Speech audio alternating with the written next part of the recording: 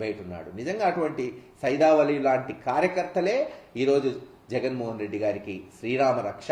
అటువంటి కార్యకర్తలనే ముందు పెట్టుకొని రేపు లీడర్లను చేస్తాం, వాళ్ళకి పదవులు ఇస్తాం, అన్ని రకాలుగా రేపు వాళ్ళని ఆదుకుంటామని తెలియజేస్తున్నాం.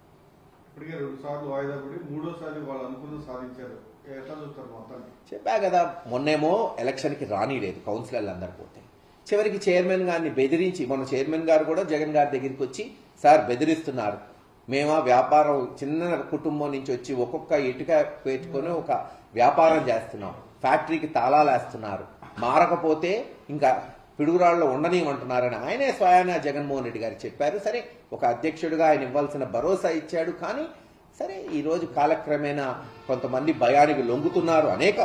ఒక్కడే అనట్లేదు కదా, రాజ్యసభలో లొంగిన వాళ్ళు రాజ్యసభలో లొంగారు, కౌన్సిలర్లు లొంగారు, అలాగే ఈ చైర్మన్ వాళ్ళు లొంగారు. ఏది ఏవైనా ఒకళ్ళు పోతే రేపు 100 మందిని సృష్టిస్తుంది.